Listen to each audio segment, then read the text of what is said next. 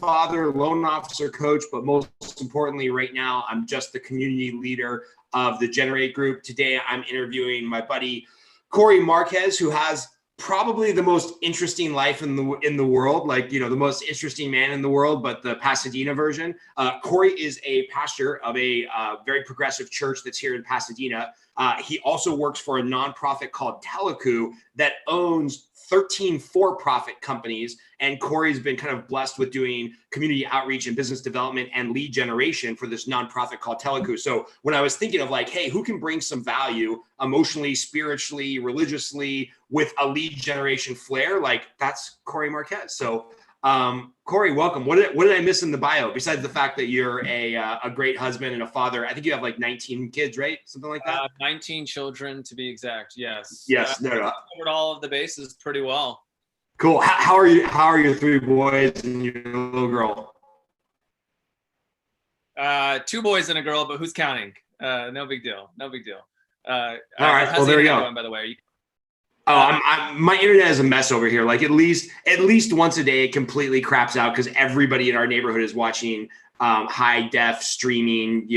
I'm sure you've got the kids watching an iPad or something a couple hours a day. And it's just an absolute mess here. So I want to get right into it. You and I were talking about something right before we started of, why this time of shelter in place and COVID-19 is so challenging. And you mentioned fear of the unknown. And I think that's a great place to start because whether it's your spiritual belief or your business or whatnot, fear of the unknown is a big deal right now. So can you talk into that a little bit, what that means, what you were telling me? Yeah, well, I think every human being, whether you find yourself to be spiritual, to believe in God or not believe in God, every religion starts obviously from some deeper questions that human beings are having, whether that's 70,000 years ago and you got a bunch of hunters and gatherers looking up at the sky, wondering about the vastness of the universe. We're just asking bigger questions that there's something beyond us. And then there's an uncertainty that human beings don't do well with. We love to control things. We love to know that the crops are coming in or that the stock market is up and to the right. Whether, wherever we live in society or our place in time in history, those fears are the same and those realities are the same.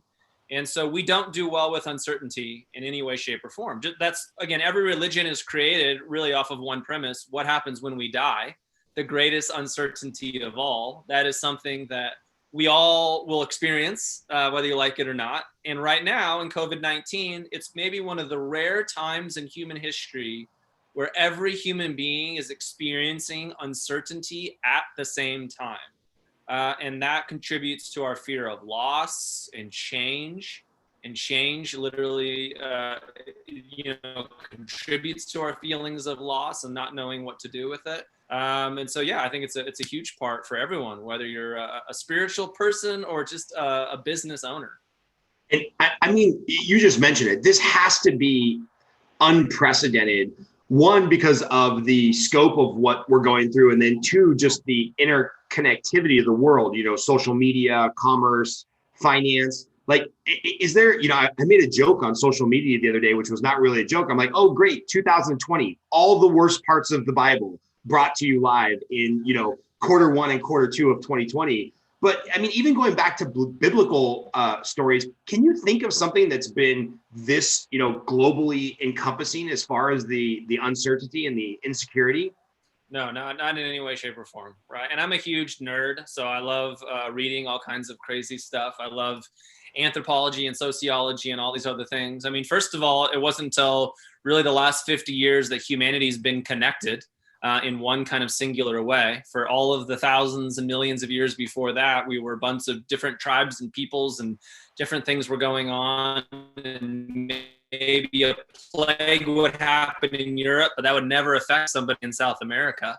And now this is the first time, because of commerce and technology and awareness, that it affects all of us at the same time for physical, biological reasons, right? A virus is actually able to spread all around the world. And then for more complex economic reasons, our economies are all tied together. Our trade is tied together. What happens in Singapore affects us in the United States. So this is, of course, unprecedented in any way, shape, or form of anything we've experienced as human beings. Yeah, I was talking, you'll get a kick out of this because of your Teleku relation and kind of your knowledge of the banking industry. I was talking to a wholesale rep who manages a particular fund where they do a particular type of loan, for self-employed business owners and bank statement loans. And he was saying, well, yeah, our investor is this, who's really this. But at the end of the line, the person that's buying this debt is the sovereign fund of Saudi Arabia. And I'm like, it's crazy that we're in such an interconnected world that the sovereign fund of Saudi Arabia and the cost of oil in Saudi Arabia defines whether or not this homeowner can get a bank statement loan in Pasadena. I mean, it's just crazy to me. So anyway, I just had to tell that little funny story. So what are you advising to your group of people that you help guide spiritually? First of all, do you want to speak a little bit to your church that you have in Pasadena? Want to give us the Reader's Digest version of what you guys are doing over there? Sure. The church is called New Abbey. We have a location in Pasadena and North Hollywood, and maybe soon there'll be locations in Sacramento, Las Vegas, and Atlanta. So come into a theater near you. We're much more progressive. We value inclusivity. I think it even speaks to everything that's going on here, just this recognition that any religion that speaks to an us versus them mentality just doesn't work anymore, right? Hopefully COVID-19 is showing us that in a broader way. We're human beings. There's a lot of imaginary borders that all of us participate in. But at the end of the day, there's not a mom or dad or someone anywhere on the planet Earth who just doesn't want their kids to have a better life than they did. And so I think our church speaks into that inclusivity.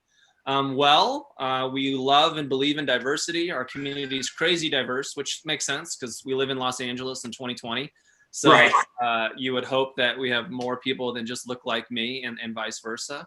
And we value community, right? We value relationships. We value participation and mutuality. I think it's not too crazy than what I think most of Christianity or all kinds of religions believe in.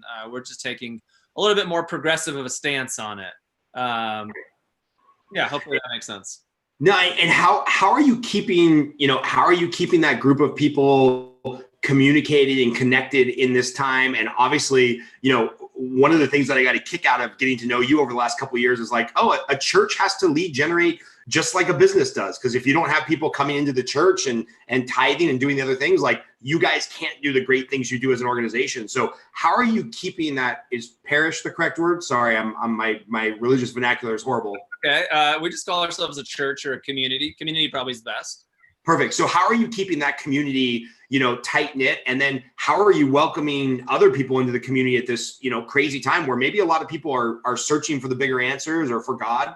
And I don't know, you can't meet in person really, right? I mean, what's the game plan? You cannot meet in person, or you should not meet in person. I do not believe, God is going to miraculously kill a coronavirus for you because you were meeting in person. There's some crazy churches that are doing stuff like that.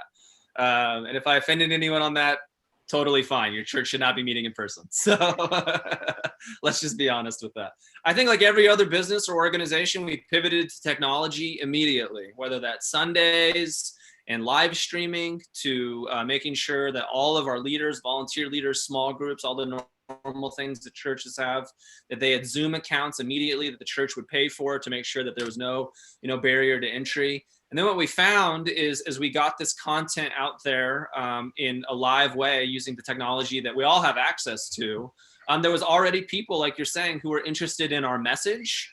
And now they had access to it in real time or with recording. So we made sure that we pumped up all of our podcasts. We're way on top of that, adding YouTube channels, increasing our social media exposure, anything that a normal person or organization would do. You need live events and you need recorded materials so that people can access your content. And then we've even increased staffing in the middle of COVID-19 because people want care.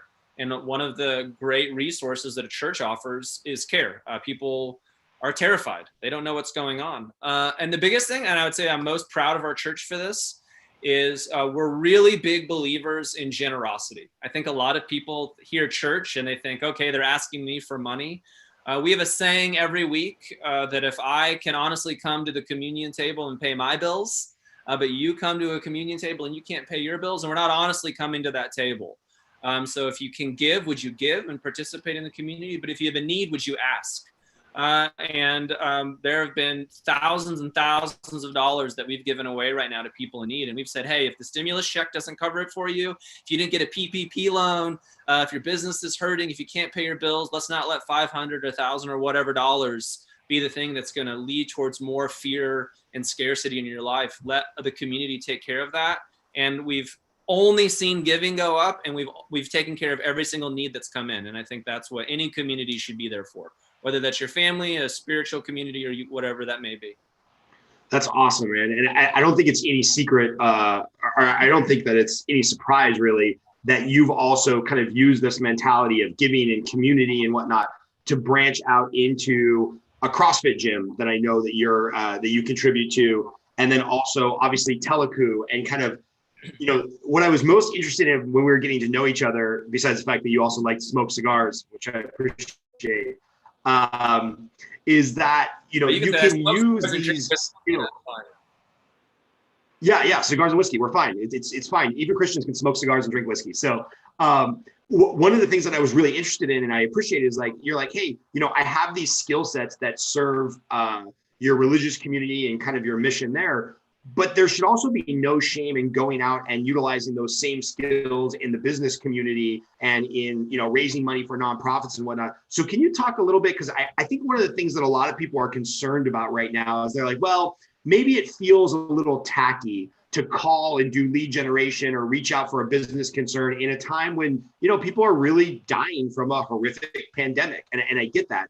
But I think there's something about your personality where you bridge that gap where you're like, hey, I don't feel tacky, putting on my hat over here as a pastor and then having the same skill set over here to talk about money and finance and real estate and banking and kind of being a representative and a community outreach person for this large nonprofit that also does banking and community development and construction and everything else. Can you talk a little bit to where, helping people not feel tacky about reaching out at this time? Like, maybe I'm not phrasing this question right, but I think there's a lot of people that are fearful, like, well, how do I make a call? You don't know what's going on the other side of the phone. Maybe somebody's dealing with a real health crisis. Like, can you talk a little bit how you shift back and forth between those two worlds?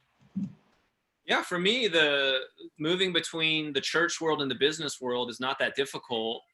Because I think all human beings live at an intersection. And I say the mission of my life is to live at the intersection of mission and economics. Maybe we would say that as individuals. Sorry, my 3-year-old is just crying outside the door there. So if you hear just screaming, no. It's totally fine. I got a 4-year-old trying to burn down the house right now. So we're good. Somehow she got out of the duct tape. I don't know how that was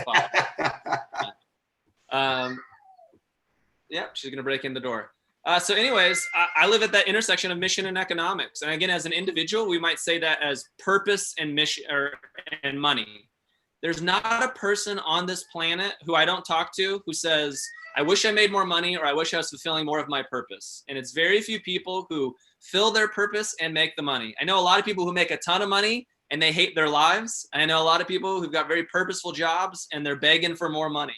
Yeah. So if you can do both of them, that's okay. And it's okay to admit we want both things. There's nothing wrong with that. And so when it comes to lead generation in the business world, it's the same recognition that I have as a pastor. When I reach out to people, I'm reaching out for the sake of care and need. There's not a human being in the world that doesn't want to be asked how they're doing. And when you hear how they're doing, you get to bring your set of tools to support them, either just by listening and caring and being empathetic, or that our company owns one of our subsidiaries as a bank. So as I reached out to people in need during this time, even a lot of the churches or nonprofits and different, organizations like that I work with, there was a simple recognition. We're terrified about what's ahead and how is this going to impact our organization? So by being able to ask those questions honestly, I was able to find a resource and a tool to go help them by offering these different relationships that I have from the nonprofit to for-profit sectors, PPP loans. Those are the tools that I have. Everybody has a tool at their disposal. If you're a real estate agent, there's nothing wrong to reach out to somebody and say, how are you doing? And if one of their fears is housing or their real estate or economic troubles, what a great chance to build capital and credit and equity in somebody's life by caring for them in the moment. And maybe it doesn't mean an economic solution today, but it might mean an economic solution 2 years from now. And that's what all lead generation is. is building those relationships that last a lifetime. So wait, you mean lead generation is more than just selling stuff? You actually have to build the relationship? I know, it's crazy. I think you laugh about it, but we all find it gross when you feel the used car salesman mentality from somebody, right? The only reason they're calling me is to make a buck. And again, I started as a pastor, so I wasn't trying to make a buck off of anybody. I was calling people because I care them. And then it just translated to the business world because people trusted me. They trusted that I cared about what was best for their lives and that I was honest about it. I knew that money mattered to them. I know that their purpose mattered to them. I know that things that they were stressed about or going through. And if I was able to support that, I would support that. I think it gets gross when people don't actually care and there's always just something on, a carrot at the end of the stick. I don't think it has to be that. It's not I love the book, The Go-Giver, right? It's not a dog eat the world. We can do the right things. And I think the right things over a long period of time do contribute economically to our lives. Nice. And any last thoughts? I know that you're a master networker.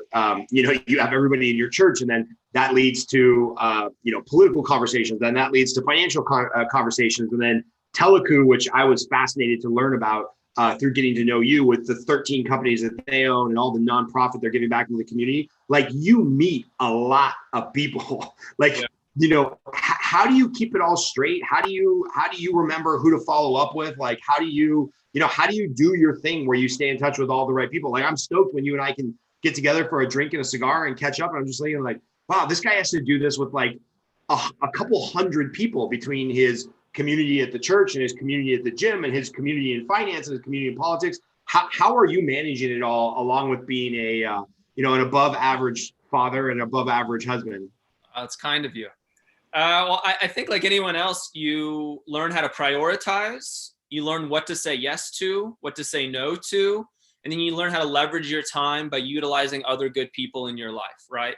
Hopefully those are people that you're hiring. So in the world of the church, I have a responsibility to lead and to cast vision and to build some of those relationships. We also hire appropriately for other people to come participate in care where needed, just like in the business world.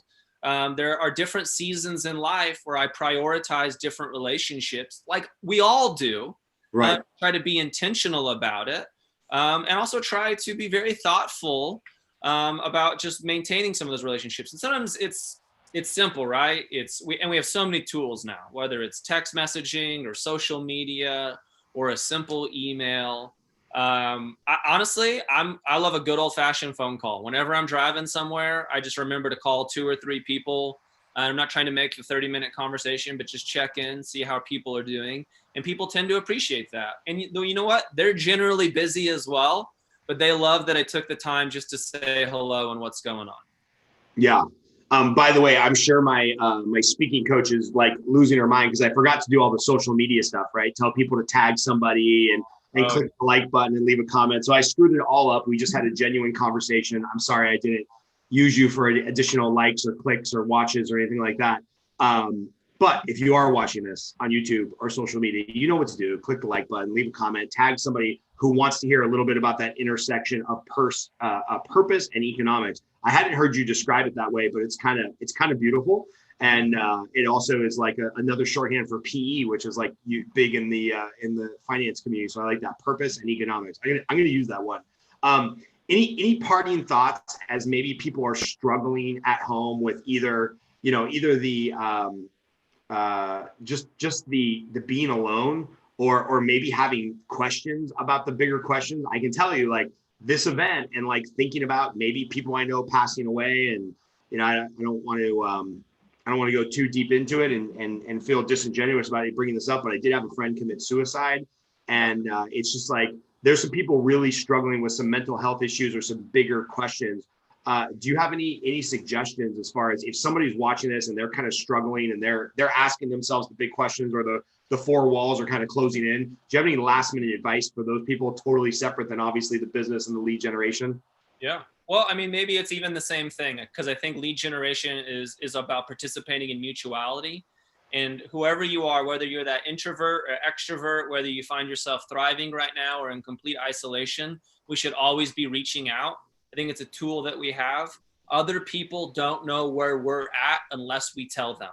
I tell this to couples in marital counseling all the time. An uncommunicated expectation is called a resentment. People cannot read your mind. And I know it feels terrifying when you're down and you're depressed to reach out to somebody, but it's crucial. And I think that moves you towards proactively being healthy.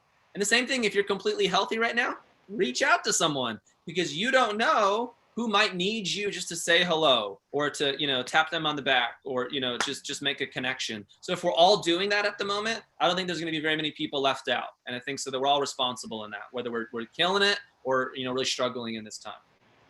That's awesome, Cory, man. I appreciate you being on. I know your time's super valuable. If you did watch this, just click the like button, friend request Cory, go to his church in Pasadena if you're in Southern California, or if you want to find more about the nonprofit Telecu. How do you spell it? TELACU? TELACU stands for the East Los Angeles Community Union. The largest community development corporation in the country. There you go. That's nice. And the story is awesome. So anybody that wants to grab a cigar with Cory and I sometime, if you're here in LA, let's get together after this COVID-19 thing is over, and you can hear the whole 50-year journey of Telecu, because it's pretty cool. All right. Other than that, man, I really appreciate you. As soon as it's on the healthy spectrum to do so, we're going to have you and the boys and your little girl up, because our kids love playing with your kids, and I miss being your neighbor, man. Yeah, well, we can't wait to jump in the pool. So. All right. Well, we'll talk to you soon. Thanks again for being on, and we'll get together very soon. Sounds good. See you, Scott. Thanks. All right.